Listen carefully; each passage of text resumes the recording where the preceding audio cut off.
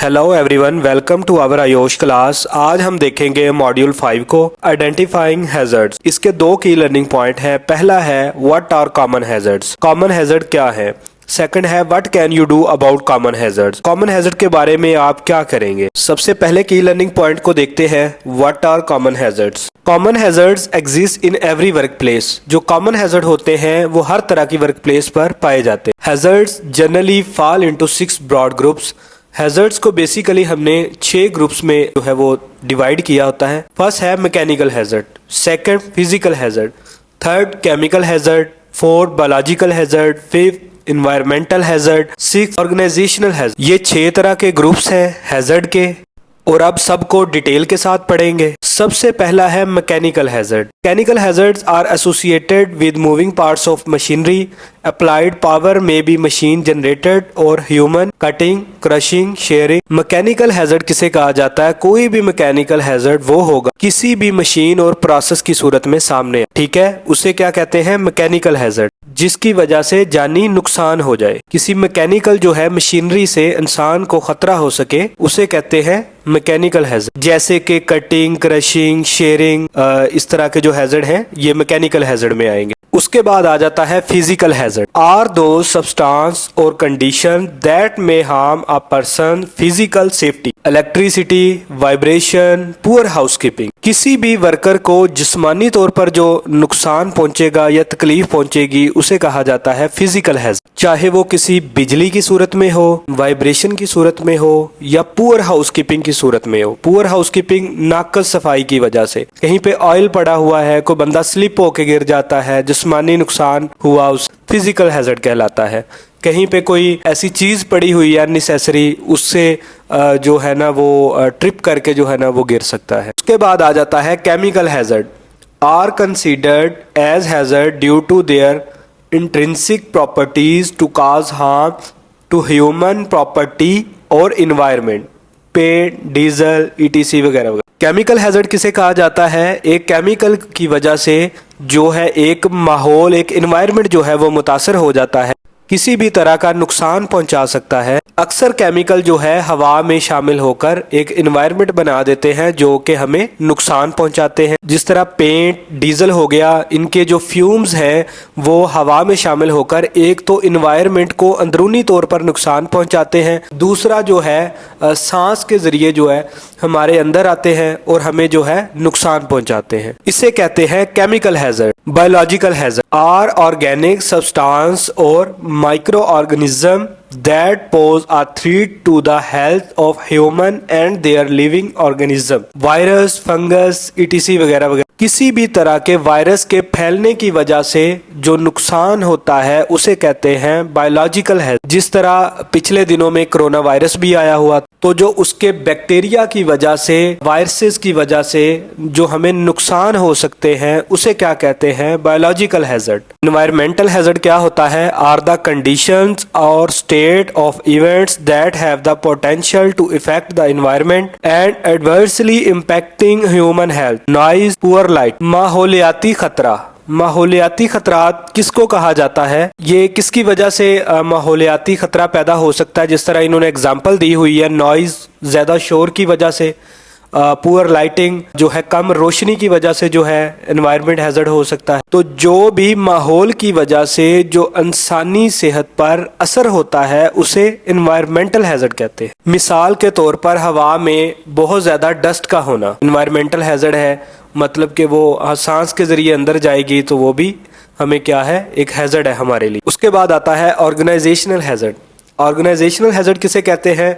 are associated with behavior, workload, time and deadlines, bullying etc। Organizational hazard उसे कहा जाता है जो एक इदारे में काम करने वाले लोगों के रवैये से हो सकता है, या काम के बहुत ज्यादा प्रेशर से, या काम की डेडलाइन से, या किसी का मजाक उड़ाने से। जो किसी का मजाक उड़ाने से एक बिहेवियर पैदा होता है उसे कहते हैं ऑर्गेनाइजेशनल हैजर्ड। अब वो आगे मुख्तलिफ कॉमन हैजर्ड्स के बारे में आपको बताता है कि किस किस तरह के कॉमन हैजर्ड आपको एक वर्क प्लेस पर उनका सामना करना पड़ सकता है। सबसे पहला है एग्रेशन एंड वायलेंस।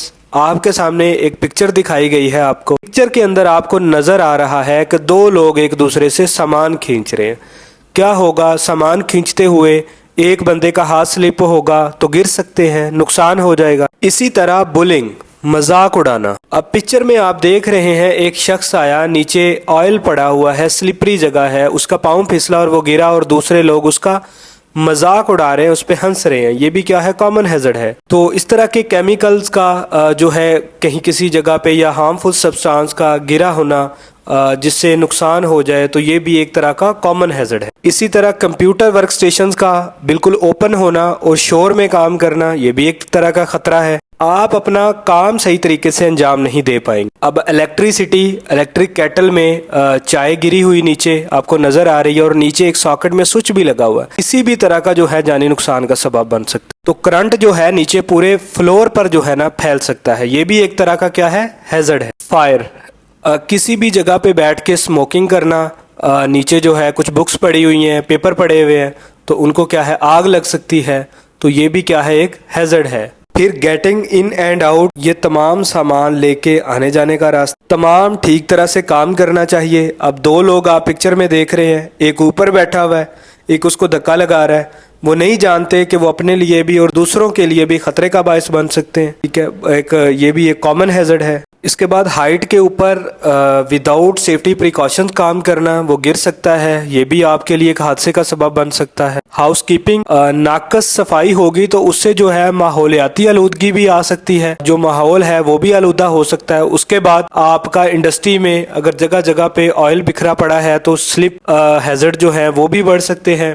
سامان بکھرا پڑا ہے کہیں پہ، ٹرپنگ ہیزرڈ بھی ہو سکتے ہیں۔ اسی طرح لائٹس کا پراپر نہ ہونا، خاص طور پر ویئر ہاؤس میں جہاں جگہ جگہ سامان پڑا ہوتا ہے، کوئی بھی بندہ اس ویئر ہاؤس کے اندر جائے گا تو سامان پڑا ہوا جگہ جگہ پہ بندہ ٹکرائے گا، گرے گا، ایک تو سامان جو ہے وہ بھی خراب ہو جائے گا اور دوسرا جو ہے وہ بندہ بھی جو ہے زخمی ہو جائے گا، تو یہ بھی ایک حادثے کا سبب بنے گا۔ اس کے بعد آتا ہے مینول ہینڈلنگ، ہاتھوں سے جو ہے نا چیزوں کو ادھر ادھر لے کے جانا، اپنی مدد آپ کے تحت، مطلب سامان زیادہ وزنی اٹھا لینا اور اتنا زیادہ یعنی کہ بڑی بڑی شیپ میں کاٹن اٹھا لینے کے آگے سے آپ کو چلتے ہوئے کچھ نظر بھی نہ آئے، مشکل ہو، آپ کے جو ہے نا ہاتھ بھی صحیح طرح سے نہ پڑے اس کو، کاٹنز کو گرنے کا بھی خطرہ ہو، تو یہ بھی کیا ہے؟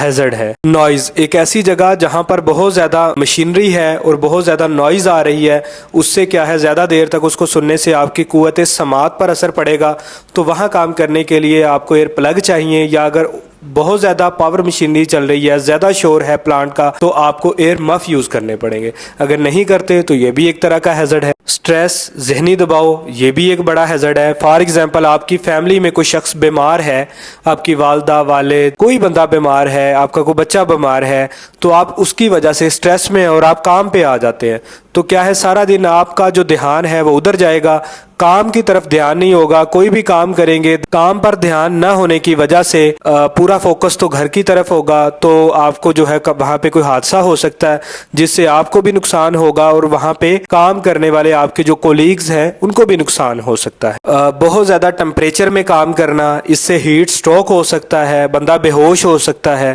تو یہ بھی کیا ہے؟ ایک ہیزرڈ ہے۔ اس کے بعد وائبریشن ہے، آپ کسی جگہ پہ فرش پہ رگڑائی والی مشین استعمال کر رہے ہیں تو وہ بہت زیادہ وائبریٹ کرتی ہے، تو اس کو آپ کو بہت زیادہ مضبوطی سے پکڑنا پڑتا ہے، تو وہ جیسے ہی آپ کو جھٹکے لگتے ہیں تو آپ کی پورے جسم کو جھٹکے لگتے ہیں، پھر آپ کی جو گرپ ہے وہ لوز ہونا شروع ہو جاتی ہے، تو اگر ہاتھ سے نکلے گی تو کسی کو لگے گی، اس لیے آپ کو وقفے سے یوز کرنا ہے تاکہ آپ اسٹرینتھ جو ہے وہ برقرار رہے۔ یہ تھا ہمارا آیوش کا ماڈیول 5 جس کے کی لرننگ پوائنٹ تھے what are common hazard, what can you do about common hazard. Next ہم دیکھیں گے ماڈیول 6 کو۔ اگر آپ کو ہمارا سمجھانے کا انداز کلاس اچھی لگی ہو تو do comments, like and shares.